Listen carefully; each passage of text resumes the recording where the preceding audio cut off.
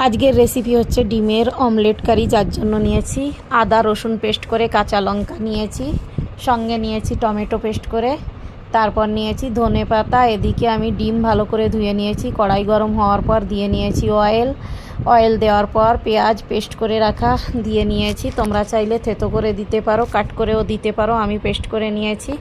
কিছু সময় নাড়িয়ে নেওয়ার পর আমি দিয়ে নেব আদা আর রসুনের পেস্ট, যেটা আমি করে রেখেছিলাম আগে থেকে। এবার দেওয়ার পর কিছু সময় আরও নাড়িয়ে নেওয়ার পর আমি যেটা দিয়ে নেব হচ্ছে কাশ্মীরি রেড চিলি পাউডার, কালারের জন্য।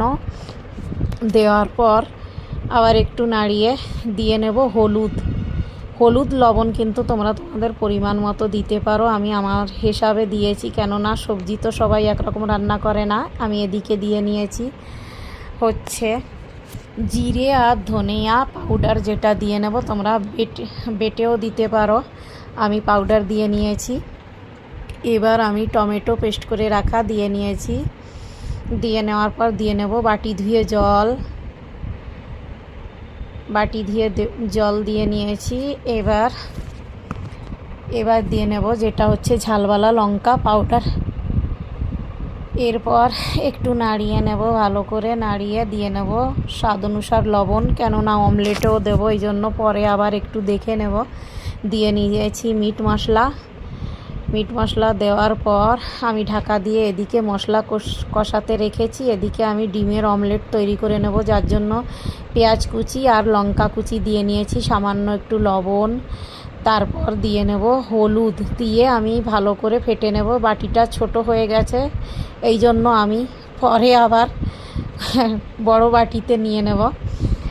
এদিকে ডিম আমি দুটো করে ডিম দিয়ে অমলেট তৈরি করেছি, তোমরা চাইলে একটা দিয়েও করতে পারো। আমি দুটো ডিমের অমলেট তৈরি করে নিচ্ছি। এদিকে মশলা একটু নাড়িয়ে নিয়েছি, ডিম ভালো করে ফেটে নিয়েছি।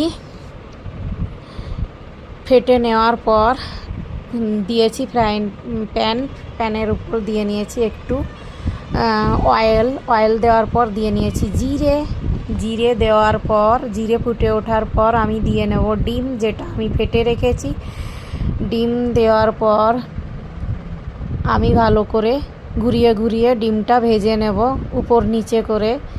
একটু নিচের দিকটা উপরের দিকে দেবো, উপরের দিকটা নিচের দিকে, এইভাবে দিয়ে ঘুরিয়ে ভেজে নেব। তোমরা চাইলে কিন্তু চৌকোভাবেও, যেমন করে আমলেট বানায় সেইভাবেও ভেজে নিতে পারো। আমি গোল গোল করে ভেজে নিয়েছি। এদিকে মশলা কষানোর হয়ে গেলে দিয়ে নিয়েছি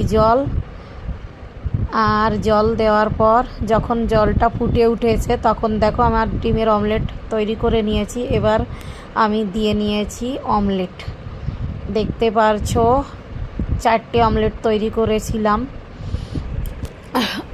অমলেট তৈরি করার পর দিয়ে নিয়েছি কাঁচা লঙ্কা উপর থেকে, দিয়ে কিছু সময় হওয়ার পর দেখতে পাচ্ছো হয়ে এসেছে। এবার দিয়ে নিয়েছি যেটা হচ্ছে গরম মশলা পাউডার, উপর থেকে দিয়ে নিয়েছি ধনেপাতা। কেমন হয়েছে? যদি ভালো লাগে এই রেসিপিটা, সত্যি লাইক কমেন্ট শেয়ার করতে ভুলো না। অনেক কষ্ট করে আমি ভিডিওগুলো তৈরি করি, তোমাদের যদি ভালো লেগে থাকে লাইক কমেন্ট শেয়ার করো।